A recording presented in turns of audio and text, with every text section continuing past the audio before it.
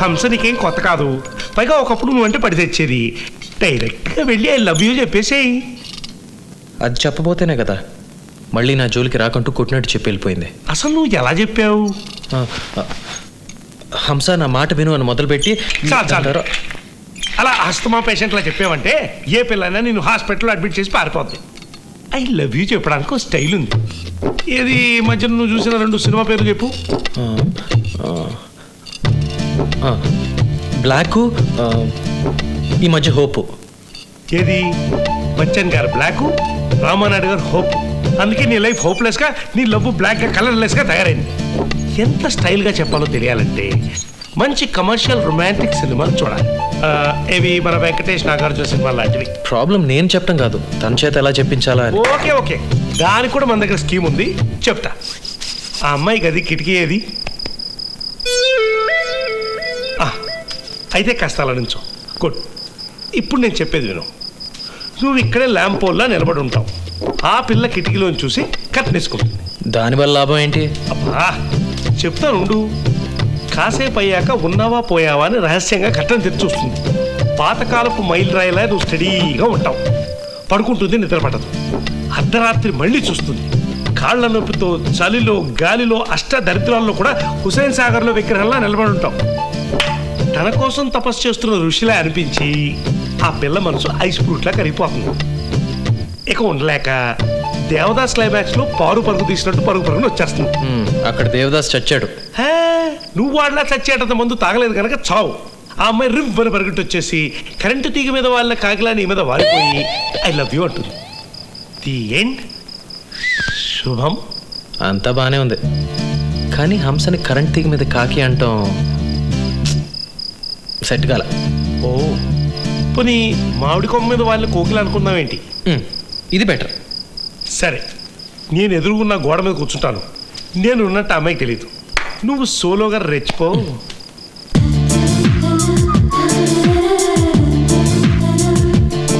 ఏ నిమిషానికి ఏమి జరుగును? సంజయ్, హుసేన్ సాగర్లో విగ్రహాల ఒంటికాల మీద నిలబడవు. సారీ, సరే నిలబడవు. అది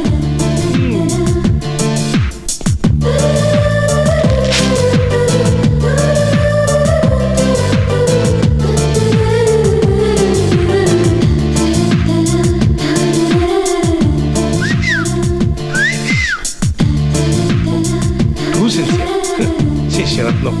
ఎంతైనా మన శిష్యరత్నమే. వీడు ఇక్కడ కూర్చొని సైకిల్ చేస్తున్నాడు. పని పట్టాల్సిందే. ఎవడ్రా నువ్వు? కొట్టింది చాలు మేడం, ఇంకా కొడితే చచ్చూరుకుంటాడు.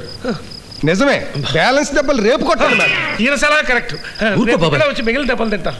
రేపు ఇదే సమయానికి ఇక్కడే వచ్చి మీ దగ్గర తనులు తినే వరకు మీ గోపాలం. ఇంకోసారి హాస్టల్లో అడుగు పెట్టామంటే కాళ్ళు ఎరగొడతాను. తొందరగా వెళ్ళవయ్యా బాబు, అన్నంత పని చేస్తుంది ఆవిడ. మెల్లగా. సారీ బాబాయ్. పర్వాలేదు, రేపు నన్ను ఉప్పులు తగ్గని దద్దరిల్లిపోయే ప్లాన్ చెప్తాను. వద్దు బాబాయ్, ఎవరికైనా ప్లాన్ లేసి ప్రయత్నాలు చేసి ప్రేమించేలా చేసుకోవాలనుకోవటం ఇట్స్ జస్ట్ ఫూలిష్నెస్. అరే, తనకి ప్రేమ మీద పూర్తిగా నమ్మకం పోయింది బాబాయ్. అది మళ్ళీ కలిగిన రోజు నా దగ్గరికి తిరిగి వస్తుంది. అంత తిప్పలు పడుతున్నాడంటే నేను ఎంత ప్రేమించుంటాడో ఆలోచించు. అది ప్రేమ కాదే. తను కావాలనుకున్నప్పుడు అందాలి అనే పంతం.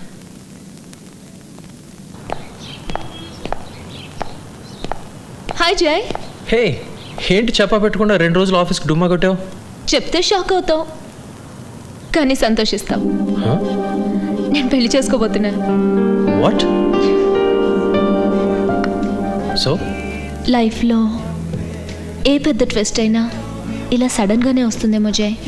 మొన్న టీవీలో ఒక చిన్న పాప బతకడానికి అర్జెంటుగా ఏబీ పాజిటివ్ బ్లడ్ కావాలని యాడ్ చూశాను. వెంటనే ఆపరేషన్ చేయాలట. నాది అదే బ్లడ్ గ్రూప్ కావడంతో బ్లడ్ ఇద్దామని హాస్పిటల్కి వెళ్ళాను.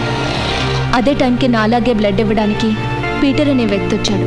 తను కూడా టీవీలో యాడ్ చూసి నిజామాబాద్ నుంచి బైక్లో వచ్చానని, తనే బ్లడ్ ఇస్తానని బతిమాలాడు. ఓ గుడ్ కాజ్ కోసం తాపత్రయపడే అతన్ని చూసి ఆశ్చర్యం వేసింది. అతని మాట ఒప్పుకున్నాను. అతని కోసం వెయిట్ చేశాను.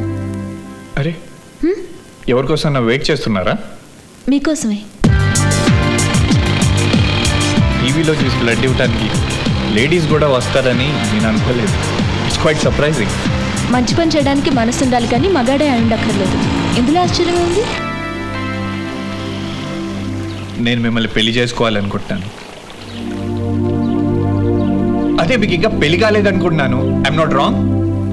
Your right. నాకు ఇంకా పెళ్లి కాలేదు. కానీ మీకు నా గురించి ఏం తెలుసని? మీలో స్వార్థం లేని జాలిగానే ఉంది. అంతవరకు తెలుసని చెప్పగలను. ఓ 22 ఏళ్ల జీవితం కూడా ఉంది. అది తెలీదుగా మీకు?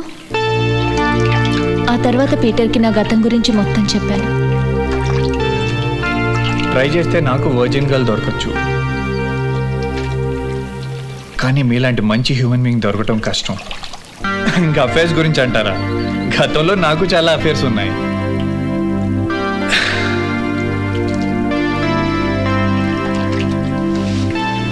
పెళ్ళి అనేది గడిచిపోయిన జీవితం గురించి కాదు, గడపాల్సిన జీవితం గురించి.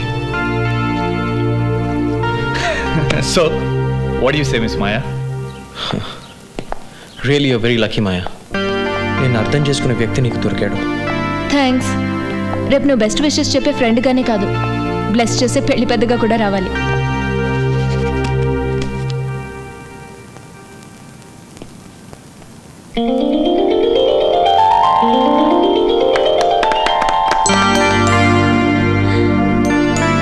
Congrats. Thank you. Wish all the best మామా. Thank you.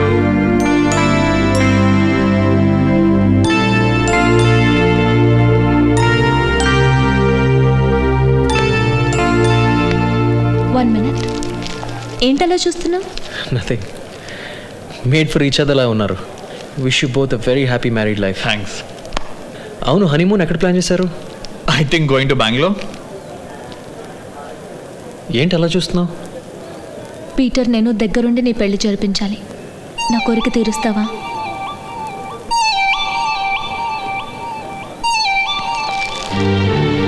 చూడు మాయా, మనం అనుకున్న ప్రతిదీ జరగాలని లేదు. అప్పుడప్పుడు మనం ఊహించినవి జరుగుతుంటాయి. ప్రేమ అనేది నాన్ సెన్స్ అన్న నేను పీకల్లోతు ప్రేమలో కూరుకుపోయాను.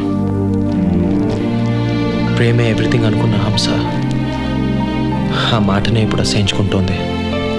ఇక నువ్వు పెళ్ళి ఒక జైలు అనుకునేదానివి, ఇప్పుడు ఇష్టపడి పెళ్లి చేసుకున్నావు.